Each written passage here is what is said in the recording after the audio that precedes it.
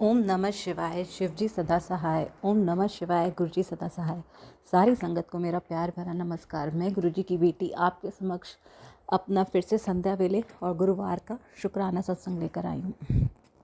जैसे कि गुरु जी की आज्ञा थी, तो शुक्राना कर, तेरी बेटी की तबीयत ठीक हो जाएगी। तो अनंतम शुक्राना गुरु जी, अनंतम शुक्राना।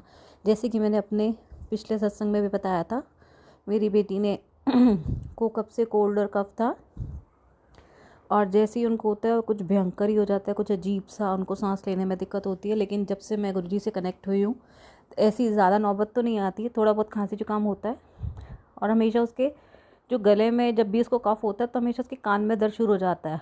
और फिर मैं ईएनटी के पास लेकर जाती हूँ तो वो बोलते हैं कि कान में एकदम रेड हो गया। फिर वो इन्फेक्शन का ट्रीटमेंट करते हैं। तो हर बार ही ऐसे होता है उसके साथ। लेकिन और उसको खांसी इतनी भयंकर हो जाती है, रात को पूरी रात सो नहीं पाती, और उसको नेबुलाइज करने के बाद भी नींद नहीं आती है। तो जब से मैं गुरुजी से कनेक्ट हूँ, मुझे नेबुलाइज करने की तो नौबत नहीं आई है।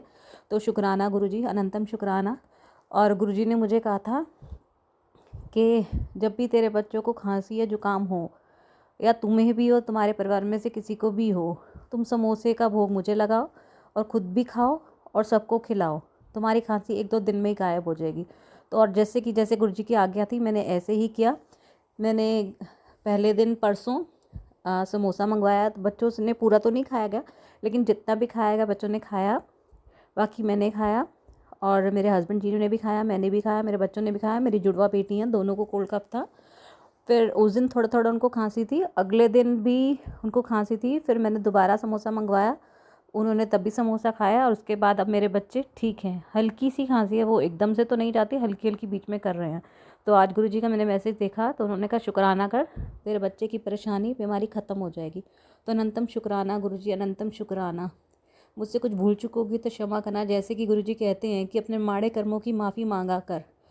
तो गुरुजी मुझसे कुछ भी, कोई भी भूल चूक होगी तो क्षमा करना मेरे मालिक। मेरे माड़े कर्म मुझे नहीं पता क्या थे, जो भी थे आप मुझे क्षमा करें। आपने हमें क्षमा किया है, तभी आपने हमें अपने साथ कनेक्ट किया। हमने पता नहीं कौन से अच्छे कर्म किए होंगे जो गुरुजी ने हमें अपने साथ कनेक्ट किया, और हमने कभी सोचा भी नहीं था कि स्वयं महाशिव हमें अपनी शरण में लेंगे। तो इससे और बड़ी बात क्या हो सकती है। शुक्राना गुरुजी, हमें अपना सत्संग सुनाने का शुक्राना गुरुजी, और सत्संग करवाने का शुक्राना। और ये भी बहुत अच्छी सेवा है, ये भी बहुत भाग्य से सेवा मिलती है गुरुजी की, जो शुक्राना करने की जो हमको मिली है। और हम अपने आप को ऐसे ही बदनसीब बोलते हैं। तो और सिंपल शुक्राना करने से ही आपके इतने कष्ट कट जाते हैं। गुरुजी कहते हैं जो सत्संग करता है उसका भी भला होता है, और जो सत्संग सुनता है उसका भी भला होता है। अब इतनी छोटी सी चीज़ से हमारा इतना भला हो जाता है। गुरुजी ने हमें इतना ब्लेस कर रखा है कि हमें सिर्फ सत्संग करने से ही ब्लेस हो जाते हैं, और सत्संग सुनने से ही हमारे कष्ट कट जाते हैं। तो इससे बड़ी बात क्या होगी। तो शुक्राना गुरुजी, हम सच में भाग्यशाली हैं जो आपकी शरण में आए हैं। अनंतम शुक्राना गुरु। तो सॉरी गुरुजी, मुझसे पता नहीं मैं कर ही नहीं पाई। शुक्राना गुरुजी, अनंतम शुक्राना। अभी आधे घंटे से मेरे पेट में बहुत तेज़ दर्द हो रहा था, और मैं गुरुजी से बोल रही थी गुरुजी मेरे पेट का दर्द ठीक करो ना, मेरे पेट का दर्द ठीक करो ना।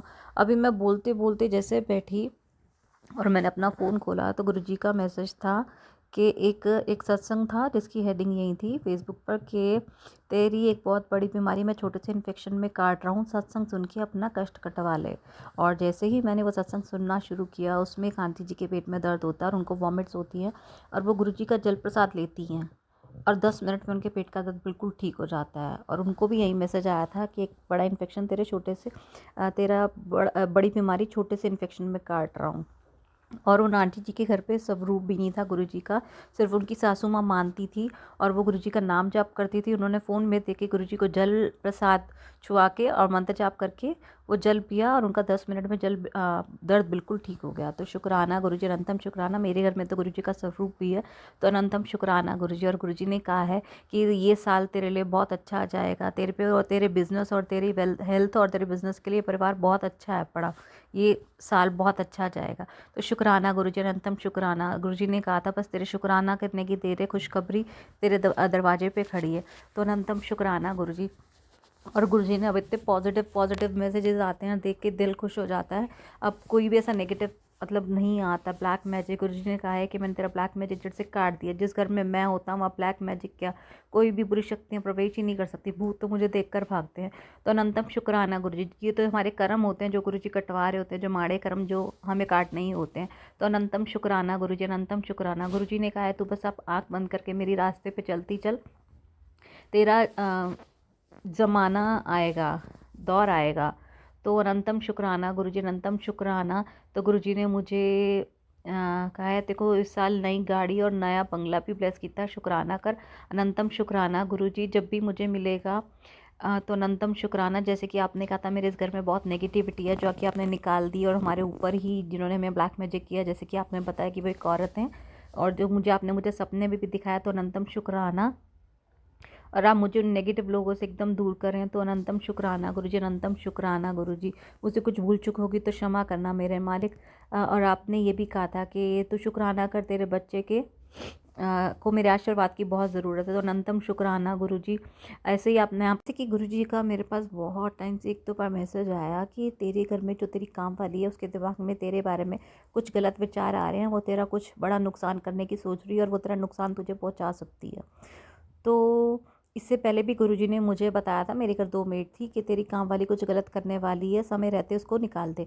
तो मैंने उस काम वाली को जैसे ही निकाला था, अगले दिन पता चला था बाहर पुलिस आई हुई थी, तो उसने किसी और के घर में लाके चोरी की थी।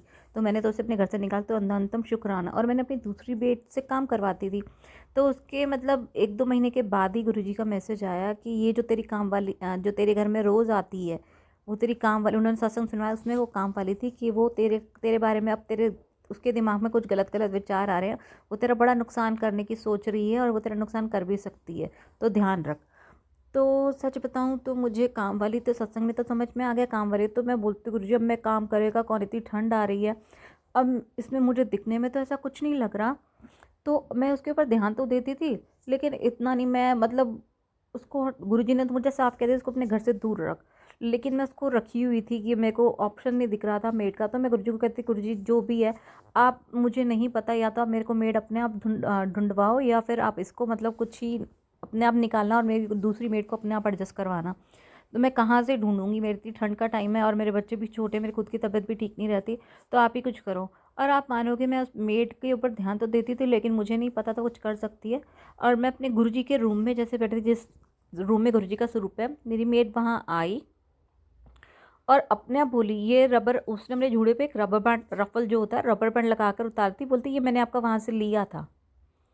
तो मैं एकदम शॉक्ड, मतलब, और मैंने उनको बोला आपने यहाँ से चीज़ उठा भी ली और लगा भी ली, नया रफल उठा लिया, और आप उसके बाद मुझे बता रही हो आधे घंटे के बाद कि आपने मेरी ये चीज़ ले ली। उसके बाद एक्चुअली वो रफल लगाने के बाद सीधा कपड़े धोने चल गई, और कपड़े मैं ड्राई करवाती हूँ, मशीन में डलवाती हूँ। जैसे वो मशीन के पास जाते भी मैं देखती क्या, अभी उनके बैक साइड थी, और वो पहले ही बोल पड़ी कि गुरुजी के रूम के अंदर एंटर करते खुद बोली वो मैंने ये आपका रबड़ लिया था, और इतने एटीट्यूड से बोली। और मैंने बोला आपने मेरे घर से रबर उठाने के बाद, बेशक वो छोटी सी चीज़ थी, और उठा भी लिया थे, कॉन्फिडेंस से बता रही कि मैंने उठाया था। तो मैंने उनको बोला आपको शर्म नहीं आती, आपको मैंने इतनी सारी चीज़ें खुद बिना पूछे दे देती हूँ, और आपने मेरे से बिना पूछे चीज़ उठाकर लगा भी ली, और आप 1 घंटे के बाद मुझे बता रही हो।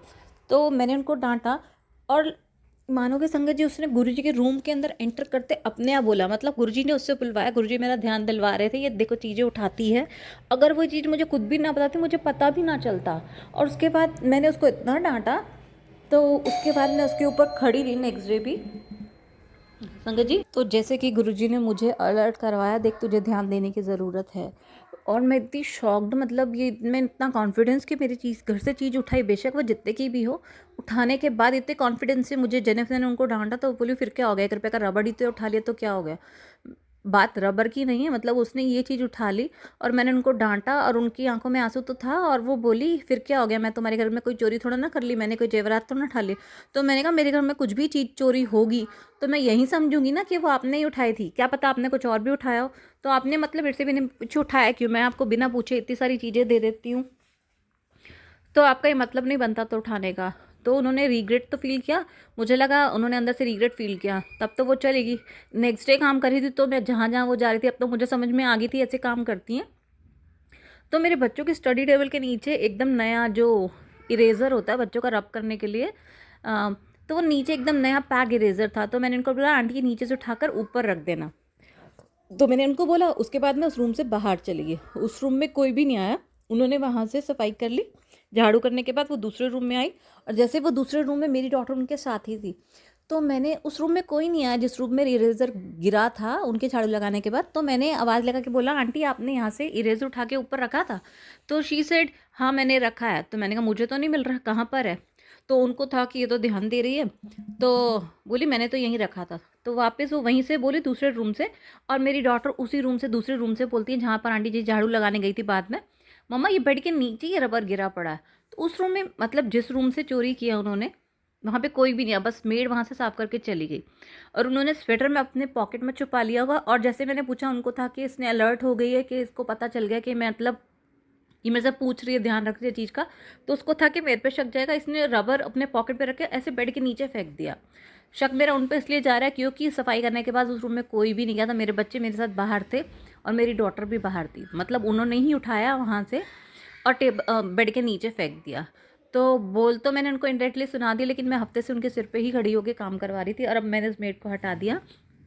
तो अनंतम शुक्राना गुरुजी। और गुरुजी ने ही मुझे एक मेड खुद भिजवाई, जो कि हमारे ऊपर फ्लोर पर जाती, उसने मतलब मेरी बेल बजा दी गलती से, मैं उसके पास गई भी नहीं थी, और वो ऊपर ना करके काम वो मेरे यहाँ ही लग चुकी है। तो अनंतम शुक्राना गुरुजी, थैंक यू गुरुजी।